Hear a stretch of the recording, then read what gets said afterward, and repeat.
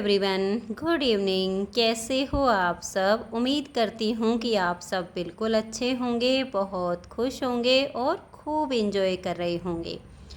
आप सभी का आपके अपने चैनल एसके ब्लॉग्स में बहुत बहुत स्वागत है। तो फ्रेंड्स, सबसे पहले आप सभी को मेरी राम राम।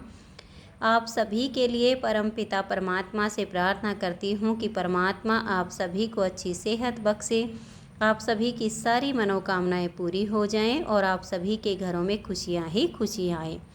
ये अभी शाम के 6:30 बजे का टाइम है और मैं रात का खाना बनाने की तैयारी कर रही हूँ। और रात के खाने में बनाऊँगी धुली हुई मूंग की जो दाल होती है, ये वाली दाल बनाऊँगी। कभी कभी मैं मिक्स वाली दाल भी बना लेती हूँ, लेकिन आज मैं मूंग दाल बनाऊँगी क्योंकि एक तो ये काफ़ी हल्का खाना हो जाता है और फिर ये दाल बन भी जल्दी जाएगी और हजम भी जल्दी हो जाएगी। तो मैंने दाल को धो के और रख दिया है। और अभी मैं साथ के साथ सुबह के लिए राजमा भिगोऊंगी, क्योंकि फिर क्या होता है ना कि मैं भूल जाती हूँ। कल भी बच्चों ने बोला था कि मम्मी राजमा बना देना, फिर मैं भूल गई थी। तो आज मैंने सोचा कि चलो आज मैं सबसे पहले राजमा भिगो देती हूँ।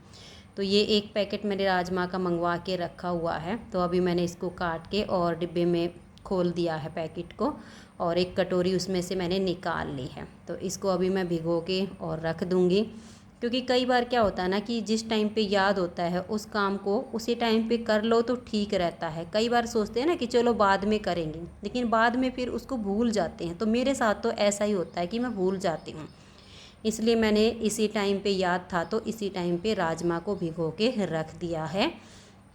और अब ये मैंने एक टमाटर और 2 छोटी छोटी सी हरी मिर्च ली थी, इनको काट लेती हूँ और फिर मैं साथ के साथ दाल में तड़का लगा दूँगी। और फिर शाम की पूजा का टाइम हो जाएगा, क्योंकि मैं शाम के 7 या 7:15 बजे तक शाम की संध्या आरती कर लेती हूँ। तो फिर इसका भी टाइम हो जाएगा। और फिर सोचा कि चलो ये छोटे मोटे 2-3 काम हैं रसोई के, संध्या आरती करने से पहले इनको निपटा देती हूँ। तब तक विशाल के पापा जी भी दूध लेकर आ जाएंगे। कई बार तो ये होता है कि संध्या आरती करने से पहले ये दूध लेकर आ जाते हैं, तो फिर मैं दूध को बॉईल करने के लिए रख के और फिर संध्या आरती कर लेती हूँ। लेकिन कई बार ये होता है कि ये बाद में आते हैं, तो फिर ये दूध को छान के और बॉईल करने के लिए रख देते हैं। तो फिर मैं संध्या आरती करती हूँ, तब तक दूध बॉईल हो जाता है। तो अभी तक ये आए नहीं थे, तो मैंने दाल को बनने के लिए रख दिया है। तो मैं यहाँ पर पूजा की तैयारी कर रही हूँ। दिए में मैंने यहाँ पर घी भर लिया है। और जैसे अब शाम की आरती करती हूँ तो कुछ ना कुछ प्रसाद वगैरह रखना होता है। तो अब डेली तो क्या मंगवाऊँ, तो मैं क्या करती हूँ, जैसे कुछ तो सूखे मेवे वगैरह रखती हूँ, जैसे काजू हो गए हैं, बादाम हो गए हैं, और पेठे की मिठाई रखती हूँ मैं डेली घर में। तो किसी दिन काजू बादाम का प्रसाद लगा देती हूँ, किसी दिन मैं जैसे पेठे की मिठाई प्रसाद में भोग लगा देती हूँ। तो इस तरह से अलग अलग रख लेती हूँ। तो अभी दाल में 2 सीटी आ गई थी, क्योंकि मूंग की दाल में 2 ही सीटी काफ़ी होती हैं। और फिर गैस का फ्लेम मैंने बंद कर दिया और अब मैं आ गई हूँ मंदिर में। तो पूजा कर लेती हूँ, आरती कर लेती हूँ और फिर पूजा आरती करूँगी। तब तक विशाल के पापा जी आ जाएंगे।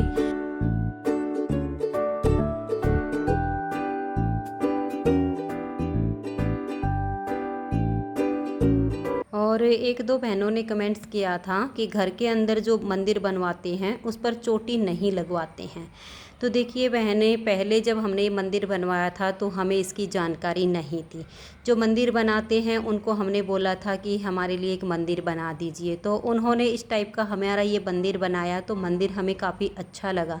और अब तो इस मंदिर में सुबह शाम नित्य नियम से पूजा होती है। तो अब ये मंदिर शुभ फल देने वाला है। तो अब इसमें कोई इस तरह की बात करने से कोई फ़ायदा भी नहीं है। तो आप सब भी भगवान का दर्शन कर लीजिए। और अब मैं अपना खाना बना लेती हूँ। तो यहाँ पर मैंने रोटी बनानी शुरू की हैं और अभी सबसे पहले वाली थाली मैं भगवान जी के लिए तैयार करूँगी। बाकी मैंने बच्चों को भी बोल दिया है कि बेटा आ जाओ और खाना खा लो। विशाल के पापा जी को भी बोला है कि माँ जी की थाली तैयार कर दो। तो अभी सबसे पहले तो मैं भगवान की थाली तैयार कर देती हूँ। तो रोटी बना के सबसे पहले मैं भगवान को भोग लगा दूँगी।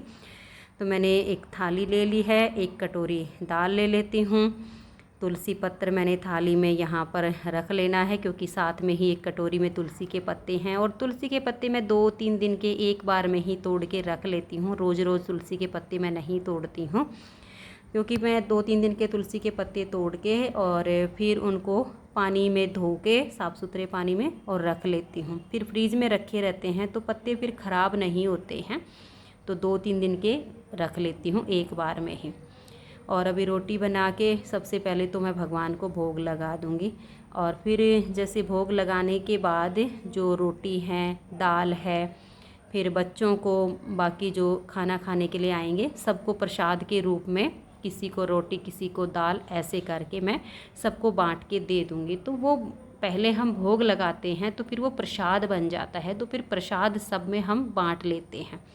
और कभी कभी ऐसा भी होता है कि जैसे मान लिया विशाल के पापा जी अपनी रोटी लेके चले जाते हैं, विशाल भी लेके चला जाता है, तो फिर मैं वो थाली अनुज को दे देती हूँ, तो वो प्रसाद अनुज पा लेता है।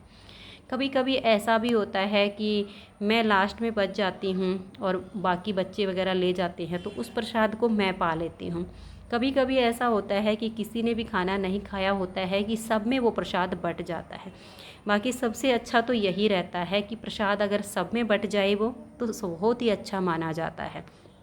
लेकिन जैसा भी हो उसी तरह से फिर करना होता है। तो मैंने भगवान को भोग लगा दिया है, तो फिर जो भोजन की थाली है वो इतनी देर तक ज़रूर रखी रहनी चाहिए जितनी देर में हम खाना खाते हैं। और अभी सब भोजन कर चुके हैं और मैं अब ये जो रसोई का काम है इसे निपटा देती हूँ। सबसे पहले तो जैसे खाना बनाने से पहले के कुछ बर्तन थे वो मैंने साफ़ किए थे, इनको सेट कर देती हूँ, क्योंकि इनका पानी तो निचड़ चुका है। और वैसे भी टोकरे में जगह तभी बनेगी जब ये वाले बर्तन खाली होंगे। अभी सिंक फुल भर चुकी है, ये वाले बर्तन साफ़ होंगे।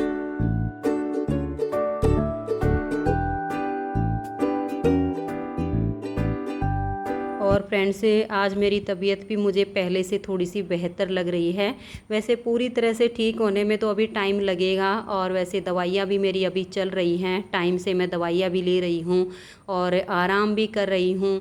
लेकिन ये है कि एक तो कमज़ोरी आ गई है, क्योंकि जब बुखार लंबे समय तक चलता है ना तो कमज़ोरी भी ज़्यादा आ जाती है।